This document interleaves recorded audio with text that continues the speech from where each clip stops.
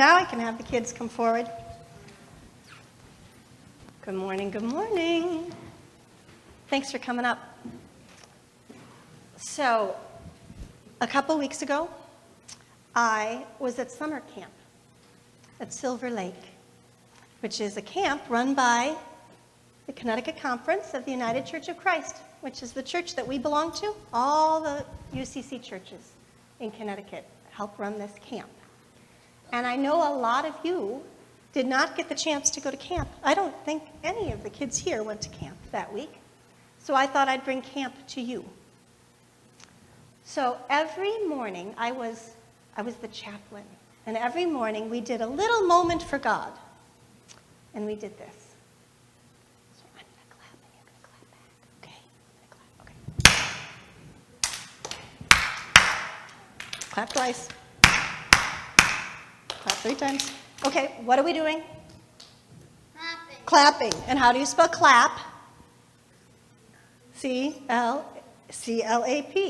And for that week at Sleepaway Camp, C-L-A-P stood for Christians Love All People. Because we're Christians, we're followers of Jesus Christ and his teachings. And Jesus taught us about love, how to be kind and compassionate to all people, everybody, no matter if you're a boy or a girl, what your religion is, what your skin color is like, who you love, where you live, where you go to church. All people. And the other thing about people, we're all very different. And sometimes we do amazing things, and sometimes we make mistakes. And Jesus taught us to forgive, right? Samantha. That is Samantha, and she is precious, just like you. Oh, really? Oh, that's good to know. She's a birthday girl. That's right. So one of the things that Jesus taught us to do is to forgive other people and to forgive ourselves when we make mistakes. And so, every time you clap, I want you to think, C-L-A-P, Christians love all people. Okay? All right. Now, at Silver Lake, I finished that little talk with a song with my ukulele about clapping and praising God in front of all these people. I did. But I will spare you that because I did not bring my ukulele. So, back you go. We'll sing something else later.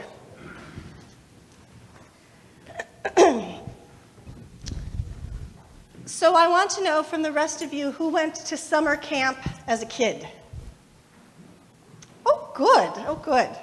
I did not go to summer camp. I grew up in Wisconsin. We had a cottage on a lake. That was my own little summer camp. But I think I missed out. I missed out after watching this week at Silver Lake, where I was the chaplain. It was an amazing thing. It was an amazing thing to see this whole group of people, from the executive directors that get paid by the conference to run this camp, down to the volunteers that come and give their time. All these people working together with a common mission. And that mission was to show these children how to love God and love each other. Now, there are lots of different ways to do that. We had a couple Kuchenbrod kids there. Charles and Ashley Sylvester, they were on the waterfront. And Ashley was learning the ukulele. And they were on the waterfront making sure that these kids were safe and having fun. And Mary, she was in the office making sure I had my paperwork done. Oh my heavens, she's a saint. I called her like 6 times. What, are you sure I didn't fill that out? And then there's the paid young adults who come and do the high ropes courses, where they encourage kids to get outside of their comfort zone and do these amazingly scary things and be proud of themselves. And there's the arts and crafts people, and the people that did pottery, and the ones that ran the field games.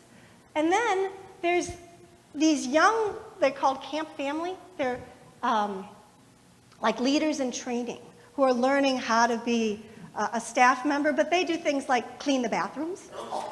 And this is an important thing, this willingness to clean the bathrooms. And then there are all these volunteers, people who come in from around Connecticut and run these different programs. For each age group, there's a separate program run by volunteers.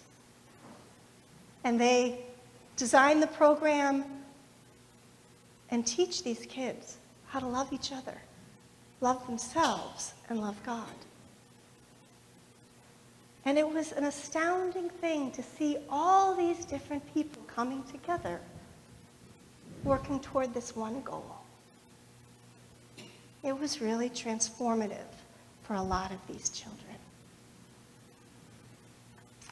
Now that is what Paul, in the book of Romans, was trying to get the church in Rome to do. It was a very diverse group. It had Jews, it had Gentiles, it had men and women, it had slave and free. And he was saying, we have a common goal. We have a common goal as Christians to love each other, to welcome each other, to support each other. And you are each given a gift to do that. Same here at South Church, right? We have a common goal. I think it's pretty much encapsulated in those words we say every morning, no matter who you are or where you are. On life's journey, you are welcome here. We are a place that welcomes people, that embraces people, that supports people to find their gifts. It's amazing to me, all the different all the different forces we have moving within this church. The new program year is starting. I want you to think about where your particular gift might be and where you are called to contribute into our life. I mean, there's the property board. We wouldn't do real well in the winter without a furnace that was functioning, and I know that's always top of the list for them. And we have music, and we have the flowers, and we have the caring committee, and we have so many things that are holding. We have Christian education. We support and hold our members from the day they are born in the nursery downstairs, through the day they die, through the caring ministry, and the whole spectrum in between. We are called to support and love and care for each other. And we all do a really good job. Now, I know one of the things that's hard when I'm telling you I'm trying to draw out your gifts, I know that can be scary. I know that can be a scary thing to be challenged to say, where can you serve? How are you being called? And so that's why Denny and I run these discernment classes. A bunch of you have done it. If you haven't done it yet, think about joining this fall, because it's part of our vision statement. That statement that says South Church is a dynamic community that empowers individuals to discover their gifts and discern God's call to fulfill God's mission. We take that seriously. We take that really seriously here at South Church.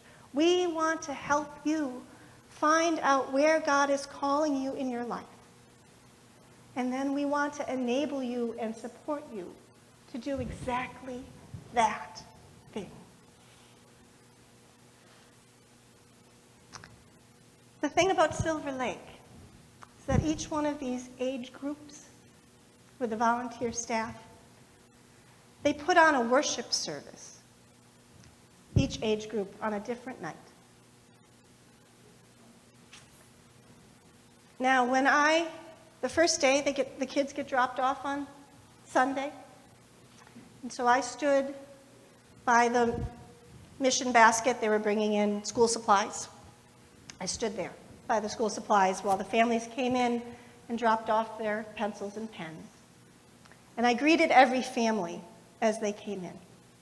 And I shook their hands, and I looked the kids in the eyes, and I welcomed them. And I wanted to get a sense of each of the children that were going to be there that week. And there was one young man, I'm going to call him Joe.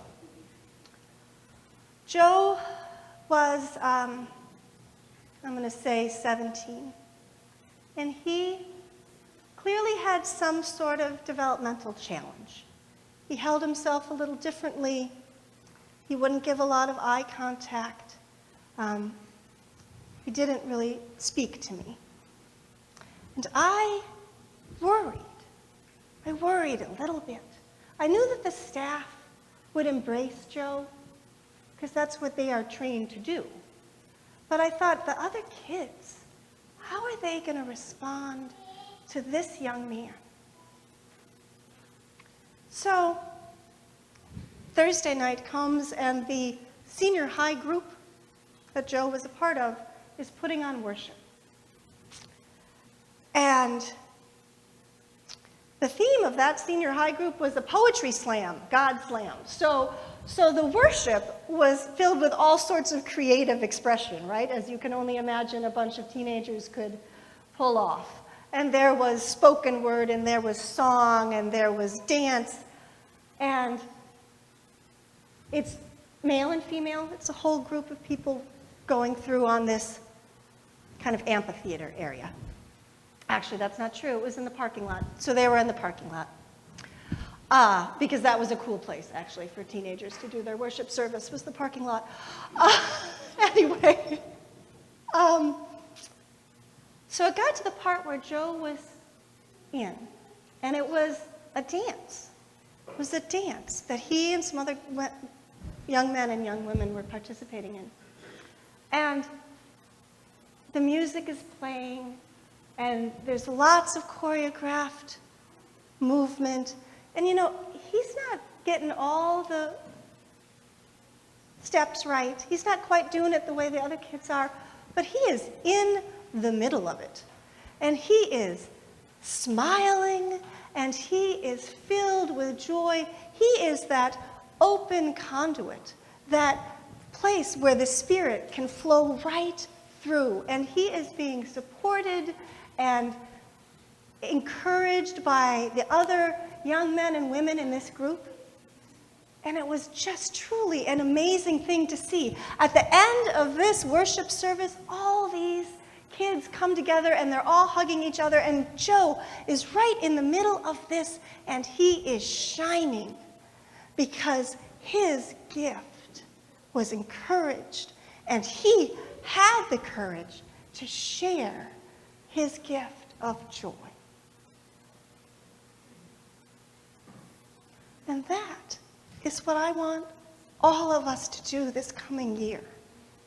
I want you to find your gift, have the courage to share it, and let the rest of us encourage and support you in doing so. Because that, my friends, is what it's all about.